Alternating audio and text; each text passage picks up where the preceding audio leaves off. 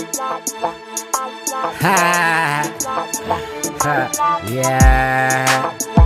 Yeah. Yeah. Taura teens wear. Celebrate lifestyle. Taura teens wear. My top secrets are Taura teens wear. Social life yako. Taura. Hi guys, hi Zimbabwe, hi Africa, hi all over the world. Welcome to the most exclusive show, Taura Teens. As you know that I don't do it by myself. Ningendina Sekuru Uncle Saint, what say? Muma streets social media. That's a this streets. This total social media. Yes, exactly, yes, exactly. We are the content today. Yes, yes. Hello guys, welcome back to yet another video here at your favorite channel. Yes, here yes. at your favorite show as well. This is Taura Teens with Taura Taura Teens Teens with. Yes, Nasa yes. Tega. Nasa we've got a special guest in the house. Of course, deny your ladies. Your ladies what? J for you, the number one ladies' choice. Yes. Panapa Mwina, the only Zimbabwean uncle. Mkangonzo omwe cheta noti andini sekuru muno Zimbabwe wote firinye ndini uncle. But mupe mangonyo. Ana kuchekwa msoro. Yes. So today I'm going to be introducing to you one of our own. Yes, this is a Lady P in the house. P in the house. Lady P in the house. Yes. Lady P, welcome to the show. Yes, Muriseko Ango. Sekuru venyika. Atisoti imba. Unombotanga nekutaura. Yes, this is Lady P. Lady P. Arisema ngoma. Ngoma akanaka. Ngoma right. Zviri kufamba zvakanaka. Zviri kufamba. Anditi? Yes. You are looking good by the way. Thank you so much. Aiwa, natsoita chaizvo. Ndokuzoti unobatikana. Yeah, rega titange tichidaiwo. I know they know you. Anditi? As Lady P. Anombonzi Lady P. Ndiani chaizvo? Exactly. Titangire ipapo. Anonzi Lady P ndiye wamuri kuona uno. Achinziye Patience Mupambi. Okay. Wemasvingo. Unobva masvingo? Yeah. Macho unonzi chibreak unonzi kubwereketa kana kuti kubwereketa kana mwenda kuita sema. Kumasvingo isu tinobwereketa, tinotaura. Munobwereketa. Alright, so today we hope and I just hope that she's going to be bwereketering. Bwereketering. Yeah, so Lady P, wakazora kupi mgore ripi? Wakaenda kuchikoro uchidzidza kusvika papiwo? Yeah, inini ndakasvika zvangu form 4. Okay. Ndakadzidza panonzi Padana Mombe. Okay. Padana Mombe high school. Okay. Kwachivi uko. Unobva kwachivi? Yeah. Kumareni kwenyaya kusiko kune chembere yeye yokukwatisa. Ai, mina ndasarira.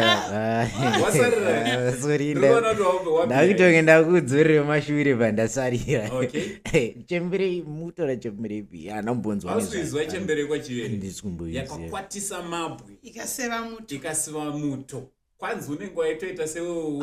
Waitonaka. Sechicken. Isuwa zikuru vacho toziva. Aiwa chimbomirai. Dzokurodzezva mataura kuti. Iwekeyo. Mati kwatisa chi? Ewe saka usizwa iyo. Handisikuiziyeni. Alright, uchaizwa as we go on. Uchainzwa nyaya yacho. Saka bakaishata. Yeah. So Lady P, ngati nange straight. Kuzonzi Lady P. Zvakabva kupi? Ndiwe here kana kuti vanhu titsanangurire background the name Lady P? Name Lady P yakabva kuti ndiri munhu aingofarirawo music, ndaifarira makadzi naLady Squanta. Saka ndaingozviimbira. Ndikutonzwa kuti zveshuwa vanhu vataure vavo ka. Aiwa zveshuwa ndivavo zveshuwa kwezi aiwa muchanzwa. Alright, indamira kunzwa. So iwewe tiri kuti muno muZimbabwe you were inspired na Lady Squanta. Yes. Ambassador Mangoma. Yes. Alright, and then takutarisa ku regional and that is takutarisa ku Southern Africa. Yeah. You inspired much with Makadzi, Makadzisa from South Africa. Yes. Alright, and takadaro tiudze your journey in the music industry. Ndakatanga 2014. Okay. Ndiri kuchikoro. Asi somunaingowo kumusha taingwe tauzo kungodai tisati taziva kuti kune mastudio.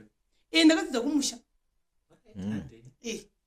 Saka unenge uchingodero pachikoro zvese zvokuti uone wingodaiwo kusvikira zvangopindawo muropa. Okay. Ndatotanga wotoziva kuti kune mastudio. Alright. Bara wangozina musikanzwiro chikoro iwe. Aiwa nazotaura ipapo panyaya because what we know ndezvekuti kazhinji timuranichirwa mangoma especially mabhebha, especially ukatozoita bhebhi remangoma taura chokwadi. Musikanzwa zvangu ndandisina. Nazvino handina. Okay, nazvino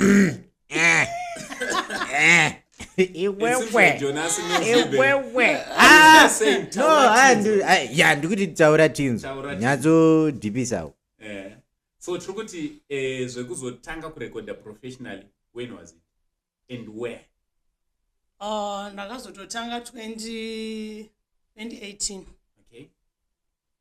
Kune imwe studio yava kungundu. Alright. Ngundu, I know Ngundu.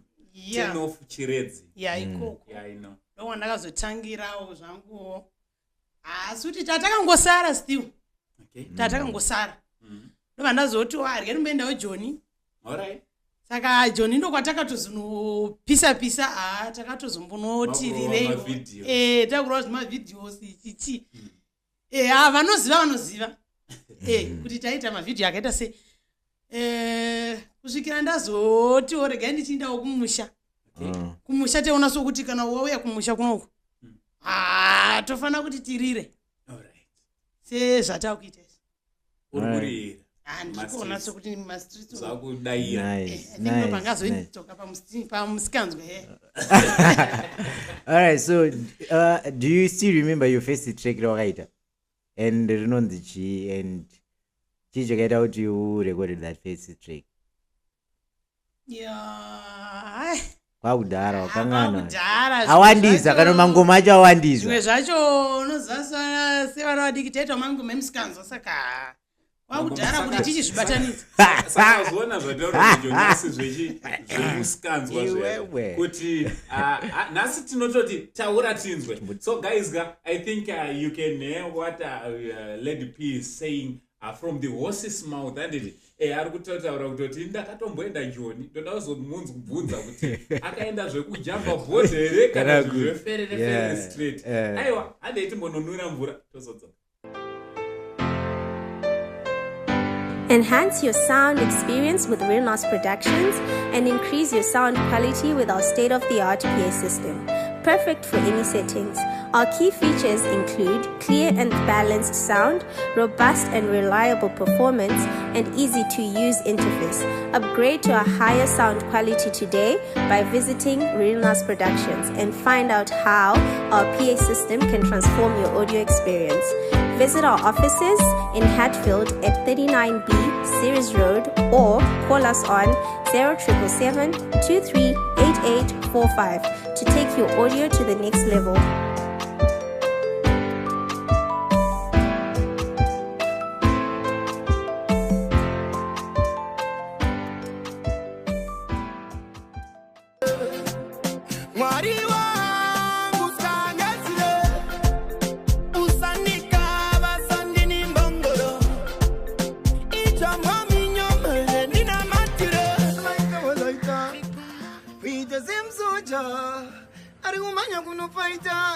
We say for all your corporate and social functions,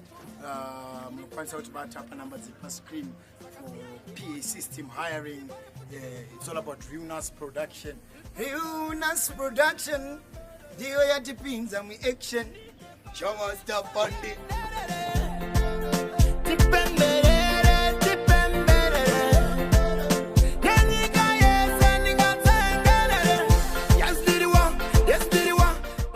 Welcome back to yet another segment. Nasi panapa pataura tinzwe patrukutaura with this wonderful lady. Tutaura Yellow Popo. Yellow Popo. It's Yellow Popo or Popo? Yellow Popo. Yellow Popo. All right. And Yellow Lady Popo. P in the house today, Yes. as we are talking about her musical journey. So Lady P, wambotaura kuti ukati wakaenda Joni. Ndikaenda kati wakapinda neipi because kwaiva nemabhodha akasiyana-siyana, kwaiva nepanda Maria, kwaiva wakapinda sei? Ndakapinda nepabhodha chaipo. Mukati chamuchinatsodaini wakatodhindisa passport. Chaimo mukati itodhindisa mapepa. Alright, it's okay. Chakakosha ndechekuti wakaenda. Iwewe handiti uri kuiona sei musical journey yako? Pane machallenges aungati here awa uri kufesa semudzimai, because we've heard a lot of stories kuti kana uri mukadzi maproducers anozodidi iwe nongoinzwa. Iwewe avisazva kubata here kana kuti you are just flowing with it? Ndingataura ndichidai so panyaya iyoyo. Ende zvinonzi takakurawo nyangwe chitai kuti zvichitongonzi kana ukaita music unosangana machallenges especially kuvarume kuti imve rangoroti ihure handiti. Alright. Yeah. Asi kuti hazviya moyo wako zvi. Alright. Moyo wako ukatoitawo music vakawanda vanotokunyenga. Vakawanda vanenge vachitokuda. Ende totozviziva kuti vanondonitida asi. Iwewe. Totozviziva kuti vari kutoda. Asi kuti tinongozama kuitira kuti zvinhu izvozvo ndikwanisewo kusvika kure nemusic. Nokuti tikazviteedzera ndaona ndangozoita kana 2 months motonzwa vachinzi aimbova Lady P. Alright. Yeah.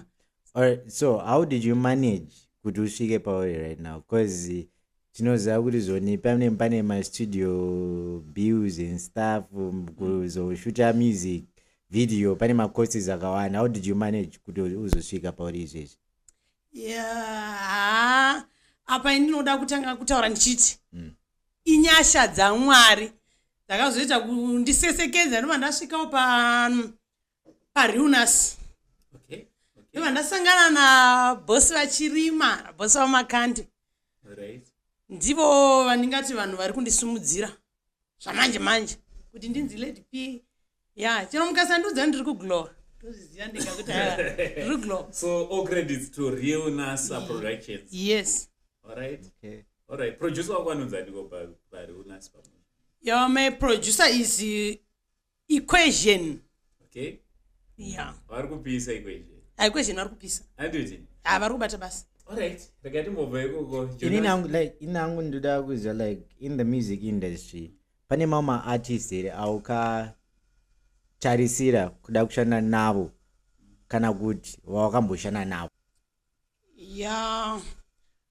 Kezvinezvi takashanda naJamaster. Okay. Nakona Ngale. Then kuna Tiflex mukanya. Asi ndiri kutarisira kuti since ndainakirwa naLady Squander aiwa ndotarisira kuti ndinofanira kuzoshanda futi naye. Alright. Na Windsor na Nishati andiri kumunzwa ari kupisa. Yeah.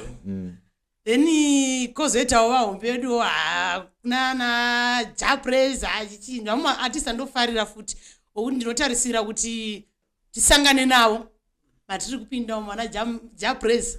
Yeah, ndotarisira kusangana naye. Alright. Ko handakunzwa kamakadzi handinakunzwa kuti hausi kuda collab namakadzi. Kana tachitaura vomunomu muzimu. Alright. Yeah. Ndozvadi ndikalinga neve munomu. Aiwa ndatova bokuti ndiende kana ndatotaura Japres ndatotara makadzi. Nokuti ndikangogara ndangosvika kuna Japres. Obviously ndatosvika kuna makadzi nokuti ndo malevha acho iwayo. Okay. Nice. Okay, iwe chimbondiudzewe. Are you married? Are you in a relationship? Are you kana kuti uri freelance? What's out there? Guys, kandofunga makamboona ma videos a Lady P. And vamwe vanotokrasha ipopa ya. And anotamba katsikana. Musikana uri muzere vaudadzi.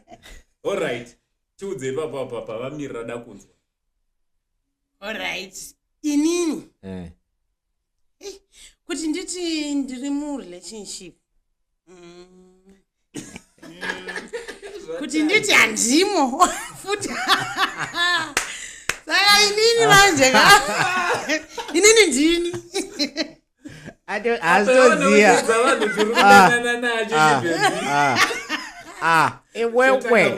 iwewe wakaomora ewa hausikuziva kuti uri kudanana naye kana kuti kudanana navo handisi kuziva kuti ivo vaneni kana kuti ndinavo kana kuti tiri chese saka mukuita sei were ndirimo oret inini hangu right ivavo vacho ivavo like ndoda try kubatanidza kuti vanonzwisisa like your career cause aiwa shama pangani ndipo pandinonetsana ndo pandiri kutaura ipapo nokuti pakuti unogona kutonga wakatoperera asi munhu ozokubvunza mubvunzo wokuti unodei inini nemusic ipapo manje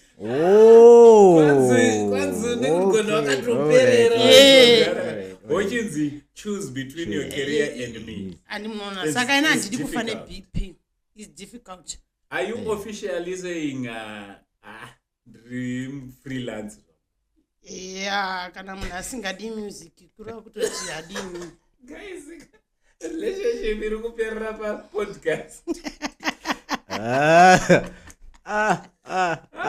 Guys, nice. Guys, I don't know what do you think about Lady P. She's saying ari mu relationship inopota ichimuita kuti I choose between a career and a relationship.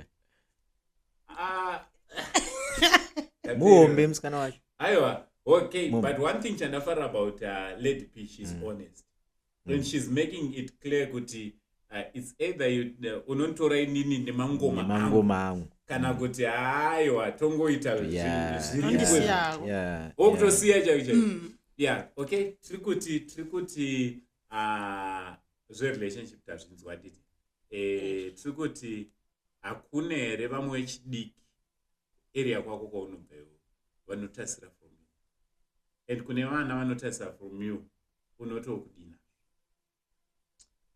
kune vanotarisira kwandiri inini ndinotovasimbisa asi ndichingoudza kuti zvandiri kuita izvi handisi kuzviita nokuda kwokuti inini ndinoshandisa madrugs.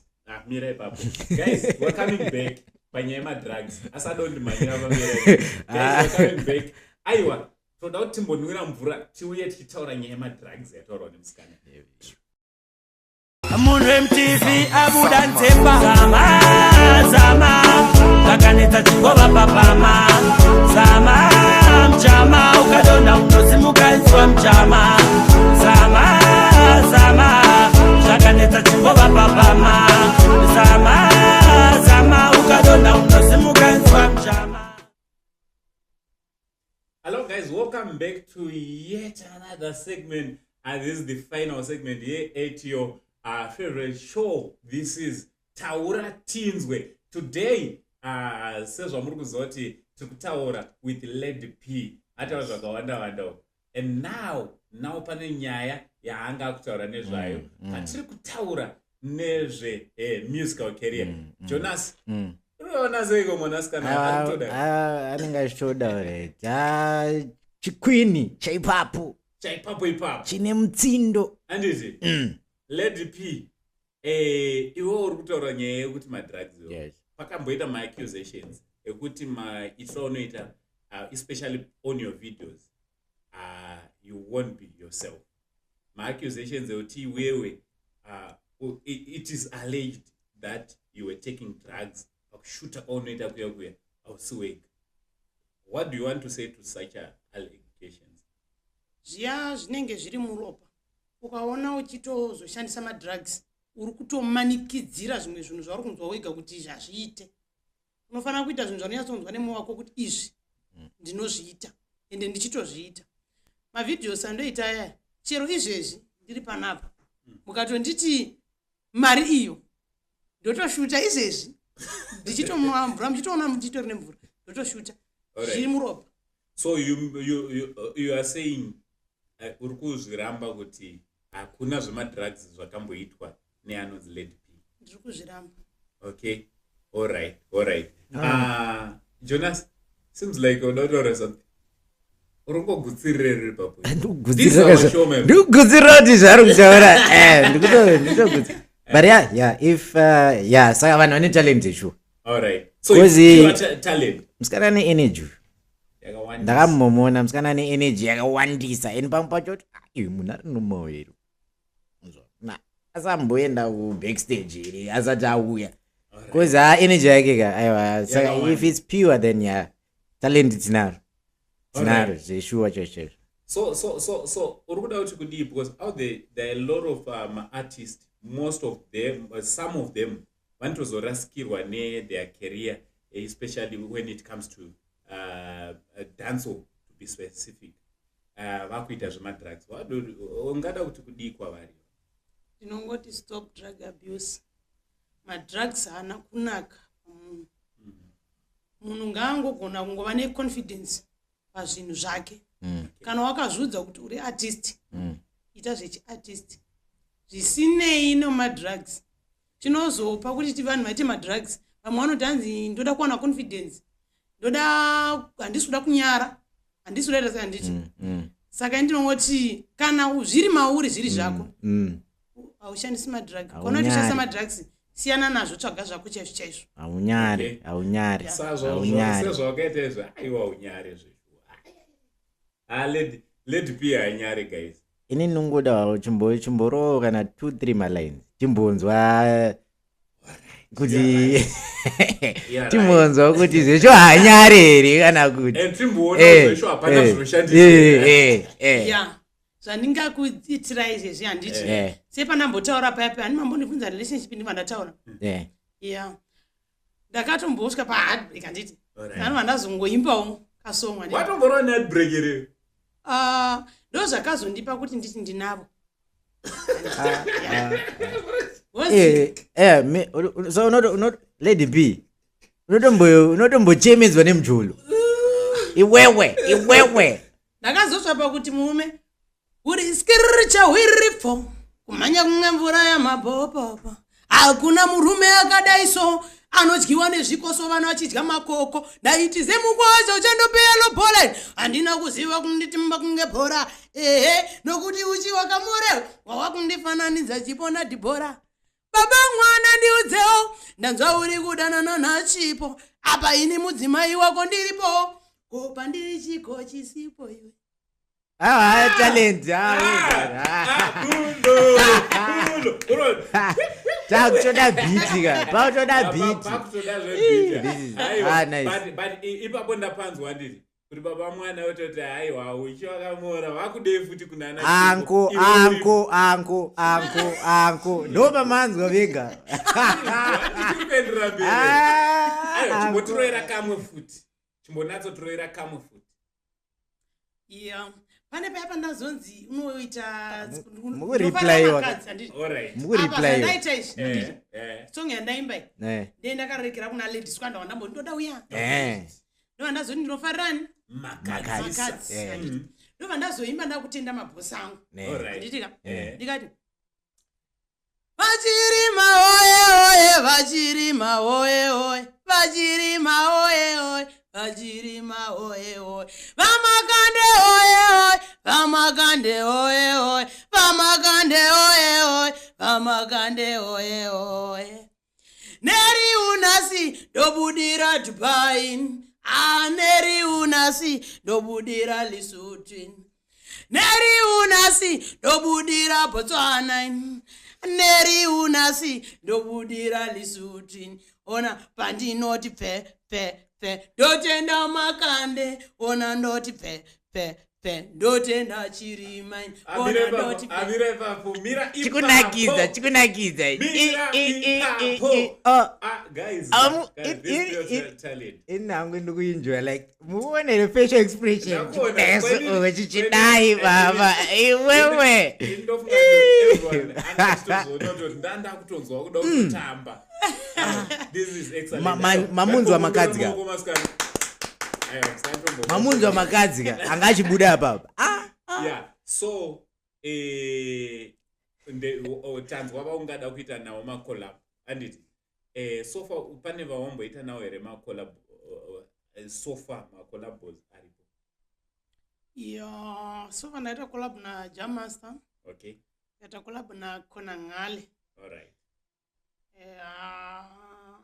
Pane imwe atakaita futi na Solo na ina Solo. All right. Solo uyanoita. Chidakwa. Solo Chidakwa. All right. Anditi ndizvo. Anditi ndizvo. Yeah.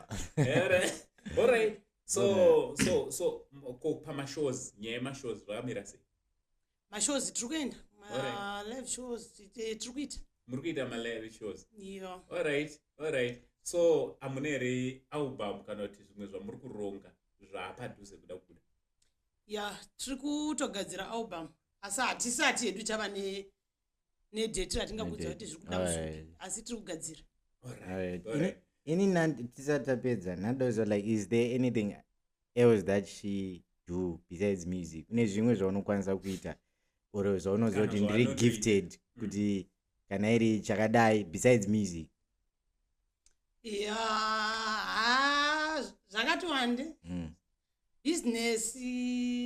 No hustler. Ndinokuda I'm a hustler. Kuti ndinoda mari.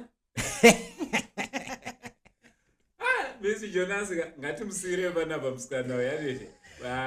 Ndinoda mari iyo moni iwewe. Uyanenge anodhura dana nayo. So guys, what do you think about Lady P today? Musikana anoimba kune vanoda kubata vanobata. Yes. Your social media handles, number dzaunobatika. Yeah, vanondibata pa Facebook wangoti Lady P Chikwini Chamagwendemu, wakaenda pa YouTube Lady P Chikwini Chamagwendemu, then pa WhatsApp 0775162106 koko vanonondibata futi papo. Izvo ndofunga guys mangozvinzwira aiwa hanzi zvinonaka zvinoregwa zvichatapira so show inoika rekaitiperere panapa unotibata futi same time next week pano paRealness Productions patechikuigirai zvakare another guest artist pataura tidzwe. Over to you, say Jonas. Yes, and don't forget to subscribe on our YouTube channel Realness Productions, Facebook page Realness Production, and my name is Jonasi aka J for Real, the only living lovable and the #1 ladies too. You feel me? Yes. Oyo. Yeah, realness. Show the teens, for real. Show the teens, show. I'm gonna say. Show the teens, show the teens, show the teens, show the teens, the quite shy. Show the teens, the cool behind the show the teens, yeah, show the teens,